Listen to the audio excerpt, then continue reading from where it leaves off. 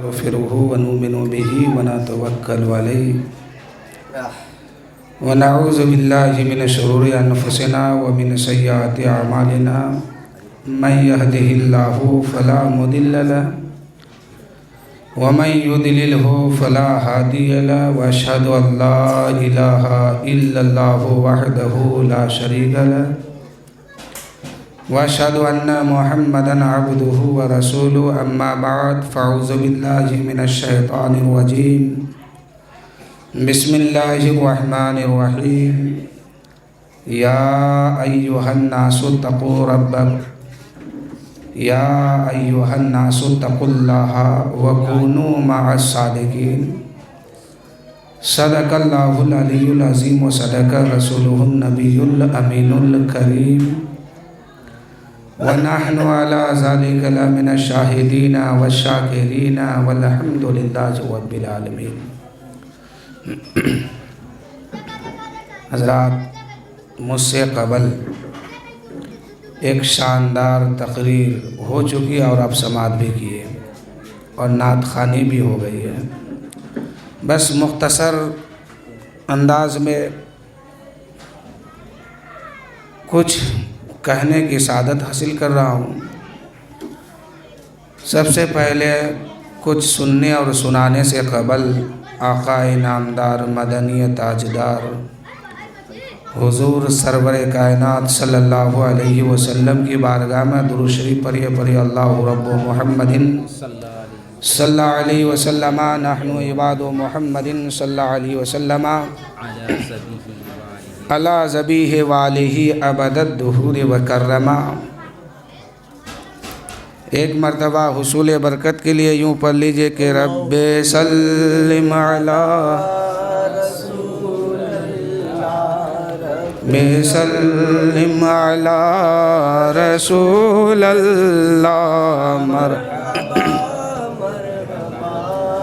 रसूलल्लाह मरहबा मरहबा रसूलल्लाह सल्लल्लाहु ताला अलैहि वसल्लम। बस एक शेर समाअत फरमाएं कि दुनिया में मुझे जो भी मिला जितना मिला है, दुनिया में मुझे जो भी मिला जितना मिला है, सब कुछ ये मेरे माँ की दुआओं का असर है। सुन रहे हैं, हम इतना कस के बोल रहे हैं फिर भी आप लोग कुछ नहीं बोल रहे, टस मस नहीं कर रहे हैं। कुछ बोलिए ताकि हम भी सुनाने में मज़ा आए, हमको भी और सुनाए कि दुनिया में मुझे जो भी मिला जितना मिला है, सब कुछ ये मेरे माँ की दुआओं का सिला है, सब कुछ ये मेरी माँ की दुआओं का सिला है। फिर दरूद शरीफ पढ़िए, लगता है कि आप लोग सो रहे हैं। पढ़िए अल्लाहु रब्बु मुहम्मदिन सल्लल्लाहु अलैहि वसल्लम नहनु इबादु मुहम्मद सल्लल्लाहु अलैहि वसल्लम अला ज़बीह वालिही व कर्रमा। नात पक्का दो तीन अशार समाअत कीजिए, इंशाअल्लाह उसके बाद फिर मैं तकरीर करूँगा कि ए आमना के चांद मदीना बुलाइए, ए आमना के चांद मदीना बुलाइए, मरने से पहले मुझको गुंबदे खज़रा दिखाइए, मरने से पहले मुझको गुंबदे खज़रा दिखाइए। तो देखना चाहते हैं ना मेरे दोस्तों, हम ये दुआओं के शक्ल में इस शेर को पेश कर रहे हैं, ज़रा बोलिए कस के कि ए आमिना के चांद मदीना बुलाइए, मरने से पहले मुझको गुंबदे खजरा दिखाइए। ये शेर अगर हम आरा में पढ़ते या पटना में ना तो लोग तरफ जाते अब तक, लेकिन आप लोग खामोश है, लेकिन अब लग रहा है कि बेदार हो रहे हैं। इंशाअल्लाह फिर मैं भी भरपूर कोशिश करूँगा, लेकिन अगर आप खामोश हो गए तो मुख्तसर मैं भी समेट लूँगा। अगला शेर देखिए कि आंखें तरस रही है जियारत के वास्ते, आंखें तरस रही है जियारत के वास्ते। एक दिन हुजूर ख्वाब में तशरीफ लाइए, एक दिन हुजूर ख्वाब में तशरीफ लाइए, एक दिन हुजूर ख्वाब में जलवा दिखाइए। ए आमना के चांद मदीना दिखाइए, मरने से पहले गुंबदे खजरा दिखाइए। मक्का मदीना वो शहर और वो जगह है कि एक रकात नमाज या एक नेकी जो हम हिंदुस्तान में रह के अगर करेंगे तो एक का बदला एक है, लेकिन मक्का की सरजमीन पर हरम की जगह पे जाके करेंगे तो इसी एक नेकी के बदले में अल्लाह 1,00,000 नेकी का सवाब देता है। तो एक नेकी वहाँ बहुत कीमती है। शेर सुनिए कि ए आमना के चांद मदीना बुलाइए, मरने से पहले मुझको, मरने से पहले सबको मदीना दिखाइए, मरने से पहले सबको गुंबदे खजरा दिखाइए। और आखिरी शेर समाप्त कीजिए। जो गालियाँ भी सुन के दुआएं दी है बार बार, जो गालियाँ भी सुन के दुआएं दी है बार बार, ऐसे नबी पे दोस्तों कुर्बान जाइए, ऐसे नबी पे दोस्तों ईमान लाइए। मदीना शरीफ मक्का सऊदी अरब का एक कहानी है कि कुछ लोग जब तबलीग करने के लिए निकले तो एक शख्स जो है उसमें ईमान लाया। तबलीग करने के लिए लोग निकले दीन का काम करने के लिए, तो उसमें एक शख्स ईमान लाया। जब ईमान लाया, अल्लाह को पहचाना, अल्लाह के रसूल पर यकीन रखा, ईमान लाया, कलमा पढ़ा, दीन को पहचाना, आखिरत को समझा, तो उन्हीं तबलीग वालों के सामने वो रोने लगा और कहने लगा कि ऐ शख्स, तबलीग करने के लिए आज आप आए हैं, आज से कुछ दिन कबल मेरी माँ इंतकाल की है, लेकिन मेरी माँ काफिरा होके मरी है। अगर यही तबलीग आज से कुछ दिन पहले तुम करने आ जाते तो मेरी माँ काफिरा होके नहीं, ईमान वाली होके मरती, ईमान उसके भी साथ होता।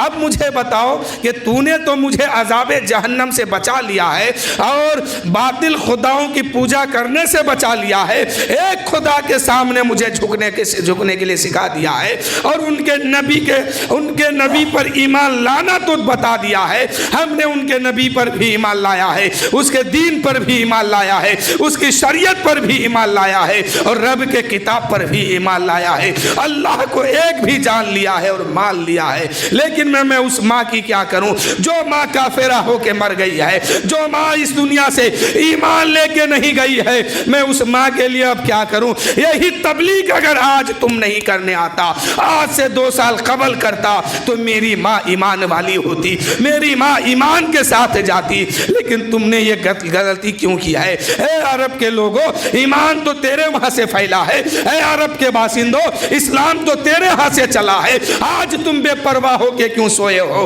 गफलत की नींद क्यों सो रहे हो? गफलत की चादर क्यों उड़े हुए हो? आज पूरी दुनिया में तुम पर फर्ज होता है कि तबलीग का काम करो, दीन का काम करो, शरीयत को पहुंचाओ। इसलिए कि मेरे दोस्तों, जो जितना पहुंचा हुआ होगा उसका फर्ज उतना ही लंबा होगा। आज एक पीर है तो पीर पर फर्ज है कि अपने मुरीद पर ध्यान दे, खाली हाथ पैर चूमने से नहीं होगा। अगर एक पीर अपने मुरीद को कह देगा कि नमाज पढ़ो, नमाज के बगैर छुट्टी नहीं है, तो यकीनन मेरे दोस्तों वो मुरीद पढ़ा करेंगे। जो मुरीद हाथ चूमने के लिए, पैर चूमने के लिए तैयार है, तो क्या उनकी बात मानेंगे नहीं? शरीयत जो है जितना पीर पर फर्ज है उतना जाहिलों पर भी फर्ज है, जितना आलिम पर फर्ज है उतना मुक्तदियों पर भी फर्ज है, जितना इमाम पर है उतना मुक्तदी पर है। शरीयत किसी के लिए ना घटता है ना बढ़ता है। शरीयत का कानून वही कानून है जो 1400 साल पहले लागू हुआ था, वो आज भी हमारे सामने उसी तरह लागू है जैसे मेरे मुस्तफ़ा ने किया था। मिसाल के तौर पर, आज से कबल लोग ज़कात निकालते थे, आज से कबल लोग फितरा निकालते थे। आज रमज़ान शरीफ का दिन आने वाला है, कल या परसों हमारे सामने रमज़ान आने वाला है। अल्लाह की बारगाह में दुआ कीजिए, मौला हम सब मिलकर रमज़ान के महीने का रोज़ा रखा करें। इसलिए कि मेरे दोस्तों, एक इंसान जब रोज़ा रखता है, दिन भर भूखा प्यासा रहता है, पानी सामने है लेकिन पीता नहीं है, खाना सामने है लेकिन खाता नहीं है, वही इंसान जब अफ्तार के लिए बैठता है, अफ्तार करने के लिए बैठता है, अफ्तार से पहले जो वो इंसान सामने रख के बैठा है, खाना मौजूद है, पानी मौजूद है, भूख सता रही है, प्यास सता रही है, लेकिन वो अजान की तैयारी कर रहे हैं कि आज मगरिब की अजान होगी, हम अफ्तार कर लेंगे, हम रोजा खोल लेंगे। अल्लाह फरमाता है ऐसे आलम में जब बंदा बैठता है तो उस बंदे की वजह से 10 लाख जहन्नमियों की मगफिरत उस रोजे के सदके में। एक इंसान रोज़ा की हालत में रहकर अफ्तार सामने रखता है और रब की बारगाह में दुआ करता है, अल्लाह उसकी दुआ को भी कबूल फरमाता है और उसके रोज़े के सदके में, एक रोज़े के सदके में 10 लाख जहन्नमियों को जहन्नम से आज़ाद कर देता है। ये एक दिन का मामला नहीं है, जितने दिन रोज़ा रखा 30 दिन, हर रोज़ 10-10 लाख जहन्नमियों को आज़ाद किया जाता है। लेकिन मेरे दोस्तों, जब आखिरी अफ्तार आता है, आखिरी रमज़ान का दिन आता है, अल्लाह फरमाता है कि इन दिनों में, 29 दिनों में जो तुमने रोज़ा रखा है और मैंने 10-10 लाख जहन्नमियों को जहन्नम से आज़ाद किया है, लेकिन आखिरी रोज़ा तुम रखे हो, आखिरी अफ्तार तेरे सामने है। आज मैंने जितने हर दिन मैंने जहन्नमियों को बख्शा है और जहन्नम से आज़ादी का परवाना दिया है, उतने की तादाद आज के दिन में उन लोगों को दूंगा। यानी 10 लाख आज मगफिरत हुई, 10 लाख कल, 10 लाख परसों, 10 लाख परसों, इसी तरह करते 29 दिन में जितनी तादाद होती है, आखिरी रमजान के दिन में उतने लोगों को और जहन्नम से निकाला जाता है। अब इंसान नमाज पढ़ता है, इंसान ज़कात देता है, तो मैं बता रहा था कि इस्लाम का कानून पहले समझ लीजिए। आज से कुछ दिन कबल लोग ज़कात निकालते थे, आज भी निकालते हैं। 1400 साल पहले जब इस्लाम का कानून लागू हुआ था, उस वक्त भी आया वही कानून लगा कि ज़कात दो, अफ्तार क्या बोलते हैं कि फ़ितरा दो। तो कुछ दिन पहले 11 रुपया देते थे, आज हालात की वजह से कुछ लोग बढ़ा दिए। तो ये ज़माना जितनी तरक्की करेगी, इस्लाम का कानून लागू होता जाएगा। इस्लाम का कानून जो बना है ये मेरे मुस्तफ़ा ने बनाया है, ना ये किसी, ना कोई इसको घटा सकता है ना बढ़ा सकता है। मिसाल के तौर पर कुरान आया, तौरात को मनसूख किया गया, वो भी किताब बहुत बड़ी फजीलत रखती है, आसमान से आई है, अल्लाह ने भेजा है। लेकिन कुरान आया, तौरेत को बंद किया जा रहा है। कुरान आया, ज़बूर को बंद किया जा रहा है। कुरान आया है, इंजील को बंद किया जा रहा है। अब मेरे मुस्तफ़ा जब आते हैं शरीयत मोहम्मदी लेके, तो तमाम पैगंबरों की शरीयत को बंद कर देते हैं और मुस्तफ़ा अपने कानून को नाफिज कर देते हैं। क्या लोगों, अब तमाम पैगंबरों की शरीयत बंद हो जाएगी, कानून बंद हो जाएगा, किताब बंद हो जाएगी। अब किताब अगर चलेगी तो खुदा की किताब एक कुरान चलेगी। कुरान की अजमत वो है, कुरान का मर्तबा वो है कि आते ही तौरेत को बंद किया जाता है, आते ही इंजील को बंद किया जाता है, आते ही ज़बूर को बंद किया जाता है। यानी तमाम नबियों पर जितने आसमानी किताब आई थी, जितने सहीफे आए थे, अब कुरान आते ही इन तमाम को बंद किया जाता है। और मेरे मुस्तफ़ा फरमाते हैं कि अब मैं आ गया हूं, अब शरीयत किसी की नीत नहीं चलेगी। हर नबी की शरीयत को मनसूख किया जाता है, बंद किया जाता है, और मुस्तफ़ा जाने रहमत अपनी शरीयत को लागू कर रहा है। अब मेरे मुस्तफ़ा जाने रहमत सल्लल्लाहु अलैहि वसल्लम ने शरीयत मोहम्मदी को जो लागू किया, तो लागू करते वक्त इस वक्त के हालात को भी देख रहे थे। ता क़यामत तक के हालात को मेरे मुस्तफ़ा देख रहे हैं, उसी तरह से मेरे नबी ने शरीयत को लागू कर दिया। क्या है लोगों, ये खाओ तो बैठ के खाओ, ये पियो तो बैठ के पियो, यहाँ का पानी पियो तो खड़े होके पियो, यहाँ का पियो तो बैठ के पियो, यहाँ का खाना खाओ बैठ के खाओ, यहाँ पे चलो तो इतनी सवाब है, इतनी नेकी है, यहाँ पे चलो तो इतनी नेकी है। है मेरे दोस्तों, आपके समाज में, आपके सरजमीन में अगर कोई पानी निकाल के पिया जाता है, उस पानी का हुक्म आता है कि बैठ के पियो, बैठ के खड़ा होके नहीं पी सकते हो। लेकिन आबे ज़मज़म को जब लिया जाता है, मेरे नबी फरमाते हैं कि इसको खड़े होकर के पियो। यानी कानून अब नाफिज हो रहा है, कानून लग गया है। मेरे मुस्तफ़ा जाने रहमत जिस चीज से रोके हैं उससे रुक जाना, और जिस चीज को करने का हुक्म दिए हैं उसे कर लेना, इसी का नाम ईमान है। तो कानून मेरे नबी सल्लल्लाहु अलैहि वसल्लम जब तशरीफ़ लाए तो अल्लाह ने फरमाया, महबूब हम आपको एक किताब दे रहे हैं, लेकिन किताब तो हम तुझ पे नाजिल फरमा रहे हैं, इसकी हिफाजत की जिम्मेदारी मैं ले रहा हूँ। सलमान रुश्दी आया, कुरान के ख़िलाफ़ बक्के गया।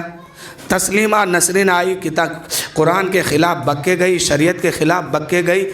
अब जो है एक नापाक शय वसीम रज़वी नाम का, राफजी नाम का एक शख्स आया है, जो कुरान के 26 आयतों की बात कर रहा है कि इन 26 आयतों को कुरान से निकाला जाए, ये जिहाद का नाम देता है। लेकिन मैं कहता हूँ कि ये नापाक शय जो वसीम राफजी है, इसके जैसा 26 जो आयत की बात किया तो 26,000 वसीम राफजी जैसा नापाक शय अगर जन्म ले लेगा तो कुरान की एक आयत तो बहुत दूर की बात, एक अलिफ को भी नहीं हिला पाएगा। चाहे वो दुनिया में कितनी ही मशीन बना ले, कानून चाहे जैसे बना ले, लेकिन कागज की शक्ल में जो कुरान है उसे तो मिटा देंगे।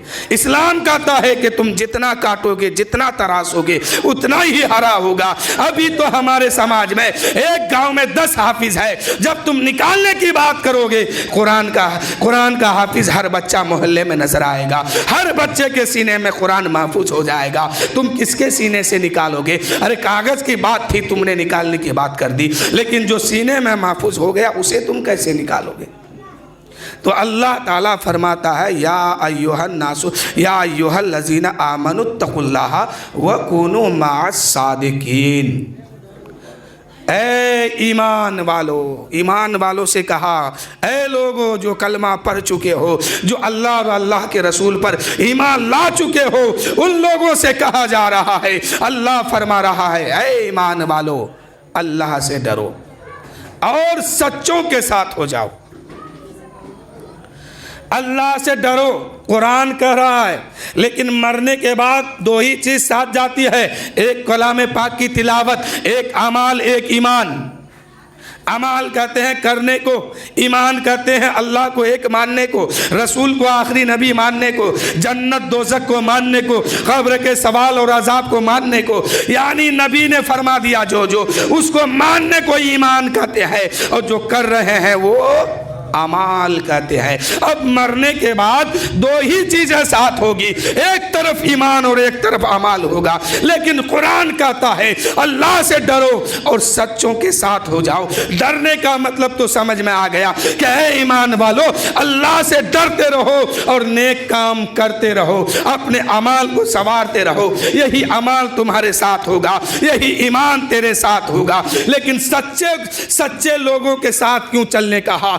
इसलिए मेरे दोस्तों, जब तक सच्चे लोगों के साथ नहीं चलेंगे सिरात वाली रास्ता आपको नहीं मिलने वाली है। हम क्या आप क्या, हिंदुस्तान का राजा ख्वाजा मोइनुद्दीन को भी, सिराते वाले ख्वाजा मोइनुद्दीन को भी एक सच्चे का दामन थामना पड़ा है। उनके पीरों मुर्शिद को भी एक सच्चे का दामन थामना पड़ा है। पीरों के पीर रोशन जमीर सैयदना शेख अब्दुल कादिर जिलानी रज़ी अल्लाह तआला अन्हु एक सच्चों के हाथ में हाथ दे देते हैं, एक सच्चे का दामन थाम लेते हैं। ख्वाजा कुतुबुद्दीन बख्तियार काकी एक सच्चे का दामन थामते हैं। मखदूम अशरफ एक सच्चे का दामन थामते हैं। आला हजरत एक सच्चे का दामन थामते हैं। मुफ्ती आजम एक सच्चे का दामन थामते हैं। मुहद्दिस कचौचवी एक सच्चे का दामन थामते हैं। साबिर पाक एक सच्चे का दामन थामते हैं। निजामुद्दीन औलिया एक सच्चे का दामन थाम लेते हैं। यहया मनेरी एक सच्चे का दामन थामते हैं।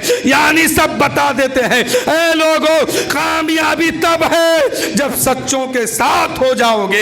अब सच्चों के साथ होने से फायदा क्या है? सच्चों के साथ होने से फायदा क्या है? ऐ मेरे दोस्तों, ईमान हर इंसान के साथ है। जो भी कलमा पढ़ा है ईमान उसके पास है। जो भी कलमा पढ़ा है, अल्लाह को एक माना है, नबी को आखिरी नबी माना है, ईमान तो उसके पास है। लेकिन मेरे दोस्तों, जब शैतान बहकाता है, जब शैतान ईमान छीनना चाहता है, यही सच्चे लोग उनकी ईमान की हिफाजत फरमाता है। जब ख्वाजा मोइनुद्दीन को जरूरत पड़ी, साबिर कलियर को जरूरत पड़ा, मखदूम अशरफ को जरूरत पड़ा, आला हजरत को जरूरत पड़ गई, क्या लोगों देखो, जब इतने बड़े इमाम होने के बाद, इतने बड़े वली होने के बाद भी एक सच्चे का दामन पकड़ना पड़ रहा है, तो तुम भी सच्चे के दामन थाम लो, ताकि तुम्हारी भी नजात हो जाएगी, तुम भी सीधे रास्ते पे चल जाओगे, तुम भी सिराते मुस्तकीम पर चल जाओगे। ऐ मेरे दोस्तों,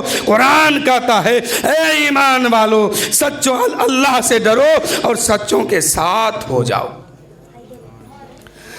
आज लॉकडाउन लगा है ना, अगर कल से मस्जिद बंद कर दिया जाए तो लोग नमाज पढ़ने जाएंगे, डर डर के जाएंगे कहीं पुलिस वाला ना आ जाए।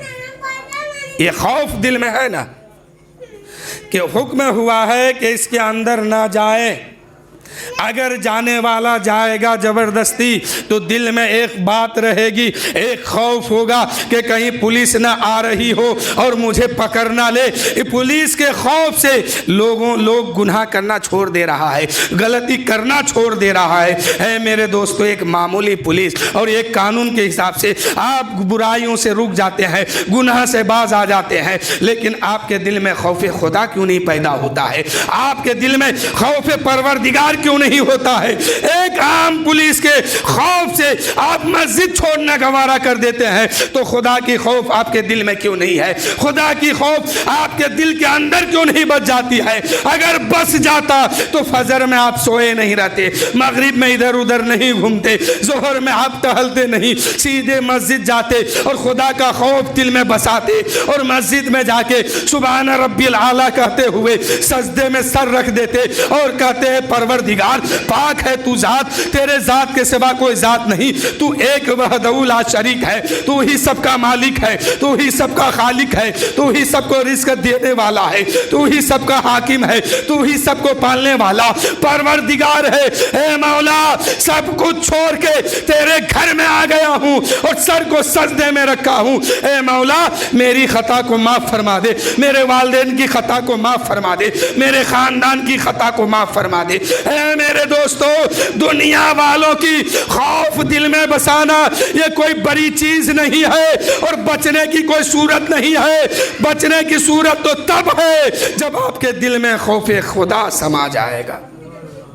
खौफ खुदा दिल में बसेगा, आपकी ईमान बचेगी, आपके अमाल बचेंगे, आप शरीयत मोहम्मदी पे चलेंगे। जब शरीयत पे अमल कर लेंगे आपका ईमान भी सलामत रहेगा, आपका अमाल भी सलामत रहेगा। ऐ मेरे दोस्तों, मिसाल के तौर पर आप जिनके यहाँ मिलाद में आए हैं, इनमें से अगर 5 आदमी को अख्तर साहब कहे कि आज मेरे घर में रुक जाओ, अब अख्तर साहब के घर में रुके, बहुत दूर से आप चल के आए हैं, 3 दिन के भूखे भी हैं, 3 दिन के प्यासे भी हैं। अब अख्तर साहब ने रात को खाना खिलाया, आपको उम्दा खाना खिलाया, जो भी उनसे हुआ खिलाया। उसके बाद आप तो 3 दिन के भूखे भी हैं, 3 दिन के प्यासे भी थे, 3 दिन से सोए भी नहीं थे, ना रात में सोए ना दिन में सोए। नींद अलग सता रही है आपको, नींद आपको परेशान कर रही है, भूख अलग सता रही है, लेकिन जब इन्होंने खाना खिला दिया तो आपके पेट में तसल्ली हो गई, पेट भर गया। अब आपके अंदर बेचैनी क्या है? नींद, सोना जरूरी है। सब कुछ करने के बाद एक कमरे में इन्होंने बिस्तर लगाई, खूब उम्दा बिस्तर लगाया। उसके बाद आपको कहा कि चलिए उस रूम में आपको सोना है, आपको रूम तक पहुंचा दिया। और उस कमरे के अंदर दीवार में एक सुराग है, एक छोटा सा बिल है। आपको सोने के लिए कहा गया कि आप यहाँ आराम कीजिए रात भर, मैं जा रहा हूँ, सुबह मुलाकात होगी। और जाते वक्त इन्होंने कहा कि देखिए दीवार में एक सुराग है, इस सुराग से कभी कभी सांप निकल जाया करता है। क्या कहा कि आप आराम से सोइए, 3 दिन के भूखे थे, मैंने खाना खिलाया, 3 दिन से आप सोए भी नहीं थे, ना रात ना दिन, कभी नहीं सो पाए हैं, 3 दिन तक बेचैनी के आलम में आप थे। अब आप आराम से सो जाइए, बिस्तर लगा दिए हैं। लेकिन जाते दफा इन्होंने कहा कि दीवार में जो सुराग है, इस सुराग से कभी कभी सांप निकल जाया करता है, ध्यान रखिएगा। अब मुझे बताइए, अब आप उस रूम के अंदर आपको नींद आएगी? सो सकते हैं? बोलिए, सुन रहे हैं ना? सोए नहीं ना है? कहिए सुभान अल्लाह। आपको नींद आएगी? आप तो 3 दिन से बेचैन है, ना दिन में सोए हैं ना रात में सोए हैं। ऐसे आलम में इंसान को अगर सोने का मौका मिलता है तुरंत नींद आने लगती है, लेकिन आप सोने गए हैं लेकिन नींद नहीं आ रही। क्यों? कि पता नहीं सांप कब निकले। और इन्होंने कहा था कि कभी कभी निकलता है, रोजाना नहीं, हमेशा नहीं, कभी कभी महीना 6 महीना में एक बार निकला करता है ना। तो आपके जहन में एक बात तुरंत आएगी, दिल कहेगा कि वो 6 महीना का दिन आज ही क्यों ना हो जाए, निकलने वाली घड़ी अभी क्यों ना हो जाए। इधर आंख लगेगी सांप निकलेगा, डस देगा, हम खत्म हो जाएंगे, हम मर जाएंगे, हमारे अंदर जहर फैल जाएगा। इस खौफ से हम रात भर उसमें सोते नहीं है। 3 दिन के जगे हुए हैं, 3 दिन से सोए नहीं है, ना रात में सोए हैं ना दिन में सोए हैं। लेकिन सांप का खौफ इतना बस गया, सांप का खौफ और हैबत इतना दिल में छा गया कि हम सोते नहीं है, रात भर रात गुजारते हैं जाग करके। तो ऐ मेरे दोस्तों, एक मामूली सा सांप जो आप अभी निकला नहीं है, आप देखे भी नहीं है, आप सोने गए हैं, लेकिन सिर्फ एक खबर सुना है कि कभी कभी निकला करता है, कभी कभी बाहर आता है, आपने देखा नहीं है, आपने जाना नहीं है, एक आवाज सुनी है, तो आपके अंदर इतना यकीन हो गया, आपके अंदर इतना खौफ पैदा हो गया कि उस खौफ और उस सांप के वजह से आप रात भर सोते नहीं है। आंख खोल के देखते हैं, सर उठा उठा के देखते हैं कि वो सांप कब निकलेगा, कब आएगा, कब बाहर आएगा, इसलिए कि बचना आप चाहते हैं। तो ऐ मेरे दोस्तों, जिस खुदा ने पैदा किया है, जिस खुदा ने जिंदगी दी है, जिस खुदा ने आपको सांस दिया है, देखने की कुव्वत दी है, सुनने की कुव्वत दी है, बोलने की जबान दिया है, पकड़ने के लिए हाथ दिया है, चलने के लिए पैर दिया है, वही खुदा तो कहता है कि ऐ मोमिनो, ऐ ईमान वालो, अल्लाह से डरो। अब डरने का मतलब क्या है? अल्लाह ने जो हुक्म दिया है, जो करने का हुक्म दिया वो आप कीजिए, और जिससे रुकने कहा है उससे रुक जाइए। तो ऐ ईमान वालो, अल्लाह से डरो। तो डरने का मतलब यह है कि शादी घर में करो, सुन्नत मुस्तफ़ा पे अमल करके, बाराती लेके जाओ, सुन्नत साहबा पे अमल करके, बाराती लेके खाना खिलाओ, सुन्नत नबी पर खाना खिलाओ। ऐ मेरे दोस्तों, रब ने फरमाया है ऐ ईमान वालो, अल्लाह से डरो। तो डरने का मतलब यह है कि सुन्नत मुस्तफ़ा पे अमल करते जाओ, सुन्नत मुस्तफ़ा पे अमल करते जाओ और खुदा से डरते रहो। अगर सुन्नत मुस्तफ़ा पे अमल नहीं करोगे और खुदा से नहीं डरोगे तो खुदा फरमाता है हमने तुम्हारे लिए जहन्नम की आग तैयार किया है। फिर उस आग के खौफ आपके दिल में क्यों नहीं आता है? उस आग के बारे में आप क्यों नहीं सोचते हैं? जो आग जलाती है और जो आग को सुलगाया जाएगा, दहकाया जाता है, तो उसमें इंसानों को डाला जाएगा, उसमें पत्थरों को डाला जाएगा और उसी में इंसान को फेंका जाएगा, एक एक गुनाह के बदले में सजा मिलेगी। तो मेरे दोस्तों, खौफे खुदा दिल में पैदा करने की जरूरत है। जिस दिन खौफे खुदा पैदा हो जाएगा और आप खुदा से डरने लगेंगे तो दुनिया की कोई ताकत नहीं है कि आपको झुका देगा, दुनिया की कोई ताकत नहीं है कि आपको झुका देगी, इसलिए कि आप खुदा से डरने वाले हैं। और मेरा दावा है कि खुदा से डरने वाला किसी दुनियादार से नहीं डरता है, ना अज़ाब जहन्नम से वो डरता है, इसलिए कि वो खुदा से डरा है। और खुदा से डरने वाला कहीं रुसवा नहीं होता है। मेरे दोस्तों, आप मुझे देख रहे हैं कैसे? आँख से। बोलिए, आँख से। आपने चांद को भी देखा होगा आँख से, सूरज को भी। अब बताइए, कभी आपने अपने आँखों को देखा है? आप कभी अपनी आँखों को देखे हैं? है ताकत इंसान में।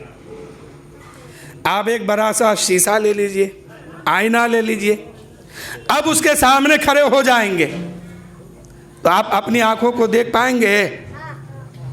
कैसे? आपकी आंख वहां निकल के गई? नहीं। आप कैसे देखे?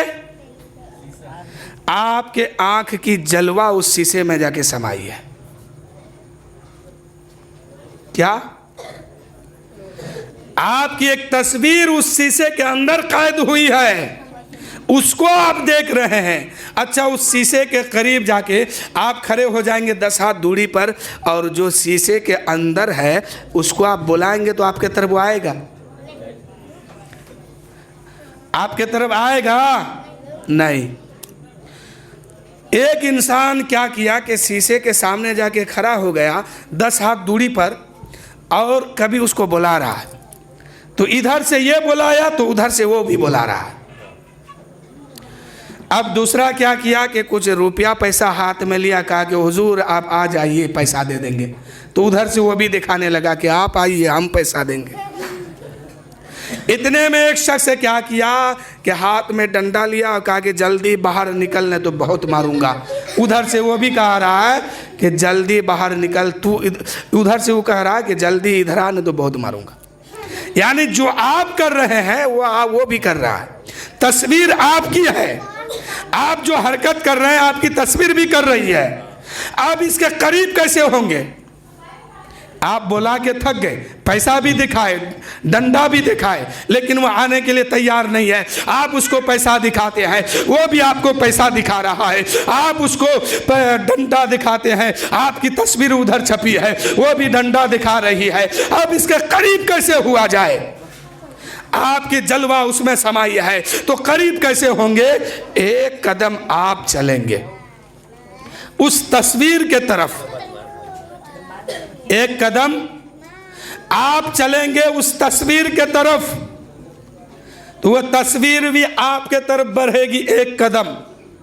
आप 2 कदम चलेंगे वो भी 2 कदम, आप 3 कदम वो भी 3 कदम, आप दौड़ के जाएंगे वो भी दौड़ के आएगी। यानी अगर मिलना है तो उस शीशा से जाके लिपटना होगा। ऐसे ही खुदा की रहमत है। आप खुदा की रहमत के तरफ एक कदम बढ़ाएंगे तो खुदा की रहमत भी आपके तरफ एक कदम बढ़ाएगी। और एक है आईना, खुदा की रहमत का एक है आईना जिसको गुंबदे खजरा कहते हैं। आपके सामने जो शीशा है उसमें आपका जलवा समाया है, लेकिन गुंबदे खजरा में खुदा का जलवा समाया है, खुदा की रहमत का जलवा समाया है। गुंबदे खजरा में खुदा की रहमत का जलवा समा गई है। आप एक कदम खुदा की रहमत के तरफ बढ़ेंगे, खुदा की रहमत आपके तरफ एक कदम बढ़ेगी। आप 2 कदम बढ़ेंगे वो भी 2 कदम बढ़ेगी। आप दौड़ के बढ़ेंगे, खुदा की रहमत आपके तरफ दौड़ के बढ़ेगी और जाके गुंबदे खजरा से जाके लिपट जाएंगे। खुदा की रहमत आपको गले लगा लेगी।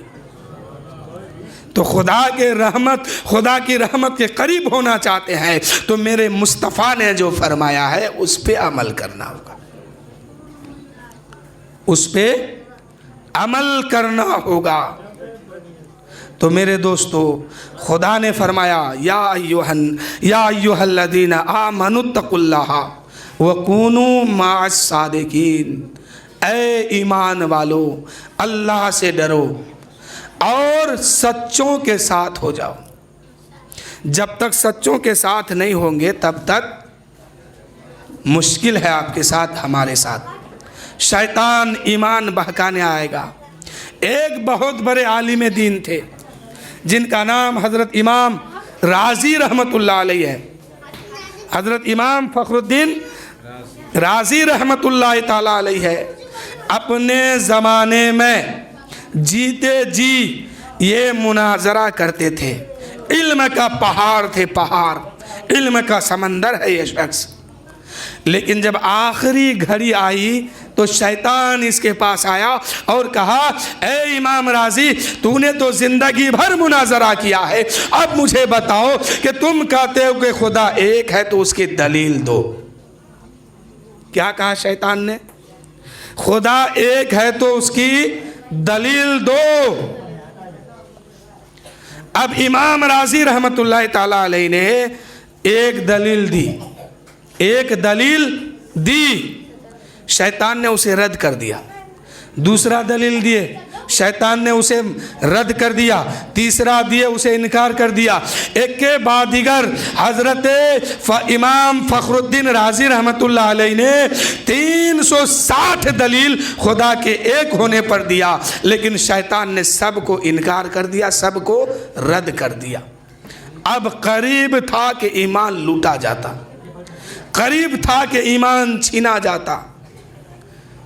मेरे दोस्तों, ऐसे आलम में एक तरफ मौत का फरिश्ता हो, एक तरफ जान जाने वाली हो, एक तरफ रूह निकलने वाली हो, एक तरफ जिंदगी और मौत के बीच में हो, आखिरी सांस ले रहे हो, ऐसे आलम में शैतान आया है और सवाल करता है, ए फखरुद्दीन राजी, बता, तू कहता है कि खुदा एक है तो उसकी दलील दो।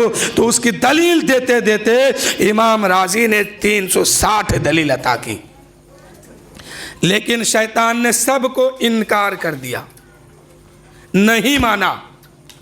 अब इमाम राजी समझ रहे थे कि अगर मैं हार गया, शैतान जीता, ईमान छीन लेंगे। अगर ईमान छीना गया तो फिर मेरी नमाज़ें बेकार, मेरे रोज़े बेकार, मेरी इबादत बेकार। इतने में इमाम राजी ने एक सच्चे का दामन थाम रखा था। अपने पीरो मुर्शिद को आवाज देते हैं, ए मेरे पीरो मुर्शिद, मुझे बचा लो। इतने में इमाम नजमुद्दीन कुबरा रहमतुल्लाह ताला अलैह उस वक्त वजू बना रहे थे। जब वजू बना रहे थे, आवाज पहुंची कि मेरा मुरीद परेशानी के आलम में है, आखिरी वक्त है और ईमान छीना जा रहा है। शैतान सवाल पर सवाल करता है। वहीं से उनके मुरीद, उनके पीरो मुर्शिद जिसका दामन ये थामे थे, जिन सच्चों का दामन थामे थे, वहीं से इरशाद फरमाते हैं, ए इमाम राजी, क्यों नहीं कह देते हो कि बगैर दलील का हम खुदा को एक मानते हैं। बगैर दलील का खुदा को हम एक मानते हैं। तो शैतान जब इतने बड़े इमाम, इतने बड़े इल्म वाले के पास गया है और ईमान छीनने के लिए, तो हम सब किस खेत की मूली है। इसलिए कुरान कहता है कि सच्चों के साथ हो जाओ। सच्चों के साथ होने से यह फायदा है कि इमाम राजी का ईमान छीना जा रहा था, लेकिन उसने एक सच्चे का दामन थाम के रखा था। वो सच्चा जो है उनकी ईमान को बचा लिया। ऐसे ही आप भी किसी सच्चे का दामन थामेंगे तो ईमान, अगर आपकी ईमान की बात आएगी, ईमान छीना जाएगा, तो ये सच्चे लोग जो है आपकी ईमान की हिफाजत करेंगे। तो ईमान बचाना बहुत ज़रूरी है। ईमान अगर बच के रहेगा तो जन्नत मिलेगी, नहीं तो नहीं मिलेगी। और शैतान आखिरी वक्त में यही कोशिश करता है कि किसी तरीके से इसका ईमान छीन लिया जाए। बचता उसी का जिसको खुदा चाहता है, बचता उसी का है जिसको खुदा चाहता है। अब खुदा कैसे चाहेगा? जो मुस्तफ़ा की इताअत व फरमाबरदारी करता है, जो मेरे नबी की सुन्नत पे अमल करता है, ऐसे लोगों की ईमान खुदा बचा लेता है। ऐसे लोगों की ईमान को खुदा बचा देता है। मेरे दोस्तों, बस 5 मिनट और। एक बहुत बड़ा मक्का का जालिम था, मक्कार शख्स था, जिसका नाम अबू जहल था। उसने हाथ में कंकरी लिया और दबाया कस के और गया हुजूर की बारगाह में और कहा कि मोहम्मद, आप अगर सचमुच नबी हैं तो बताइए मेरे मुट्ठी में क्या छुपा है, मेरे मुट्ठी के अंदर क्या है। वाक़या तो बहुत सुने हैं, बस एक नुक्ता समझ लीजिए इसमें। तो मेरे नबी फरमाते हैं कि अबू जहल, मैं बता दूं कि तेरे मुट्ठी के अंदर क्या है, या तेरे मुट्ठी के अंदर जो चीज़ छुपी है वो बता दे कि मैं कौन हूँ। पहला सवाल तो बिल्कुल आसान था कि मुट्ठी के अंदर क्या है। मेरे नबी गैबदा नबी हैं, गैब की खबर को रखते हैं, गैब की बातों को बताते हैं, गैबदा नबी है। आला हजरत फरमाते हैं, और क्या, और कोई गैब क्या तुमसे निहा हो भला, जब ना ही खुदा छुपा तुम पे करो रो दुरूद, जब ना ही खुदा छुपा तुम पे करो रो दुरूद। अबू जहल आया और कहा कि नबी, आप कहते हैं कि हम नबी हैं, अगर आप सचमुच नबी हैं तो बताइए मेरे मुट्ठी में क्या है। तो मेरे नबी चाहते तो बता देते कि आपके मुट्ठी में है अबू जहल, तेरे मुट्ठी के अंदर कंकड़ी छुपा है, एक पत्थर है। लेकिन मेरे नबी ने इस मसला को घुमा के और पेचीदा कर दिया। मेरे नबी ने बताया नहीं, बल्कि इसको घुमा घुमा के और पेचीदा कर दिया। या रसूल अल्लाह, या हबीब अल्लाह, अगर आप बता देते पहले ही तो सवाल बिल्कुल आसान था, लेकिन इसको आपने घुमा के बिल्कुल मुश्किल कर दिया है। इसलिए कि आप बता देते तो यह बिल्कुल सही है, लेकिन मुट्ठी के अंदर जो चीज़ छुपी है उसके अंदर तो जबान नहीं है, बोलने की ताकत नहीं है, वह कैसे बोलेगी। नबी फरमाते हैं कि नबी, मेरे नबी फरमाते हैं, ऐ मेरी उम्मतियों सुनो, नबी चाह ले तो पत्थर से भी बोल वाले और पत्थर को भी जबान अता करवा दे और पत्थर से भी अपनी तारीफ करवा ले। अबू जहल ने क्या कहा कि मेरे मुट्ठी के अंदर क्या है वो बता। मेरे नबी ने क्या फरमाया कि मैं बता दूं कि तेरे मुट्ठी में क्या है, या तेरे अंदर जो चीज़ छुपी है जिसको तुमने दबा के लाए हो वही बता दे कि मैं कौन हूँ। अबू जहल ने समझा कि सवाल तो और मुश्किल में आ गया है, सवाल और पेचीदा हो गया है, अब तो बहुत बड़ी बात हो गई मेरे सामने। ये जो पत्थर है इसको मैंने दबा के रखा है, इसमें पानी मैंने डाला है, जल मैंने छिड़का है, दूध मैंने डाला है, घी से पूजा मैंने किया है। ये मेरी कुदरत, मेरी ताकत और कुदरत में है, मेरे कब्जे में है। ये बोली बोलेगी तो मेरी वाली बोलेगी, ये बोलेंगे तो मेरी वाली बोली बोलेगी। इसलिए अबू जहल ने कहा, या ऐ नबी, और अच्छी बात है कि ये बोल दे कि आपके मुट्ठी में क्या है। मेरे नबी उंगली का इशारा करते हैं, अबू जहल के मुट्ठी में कंकरी बोल उठता है, ला इलाहा इल्लल्लाह मुहम्मदुर रसूलुल्लाह सल्लल्लाहु अलैहि वसल्लम, यानी कंकरी गवाही दे रही है, ए अबू जहल, मुट्ठी तो तेरी है लेकिन कलमा तो मैं नबी का पढ़ चुकी हूँ, नबी का दीवाना हो चुकी हूँ। तेरे कब्जे में रहने से क्या हुआ?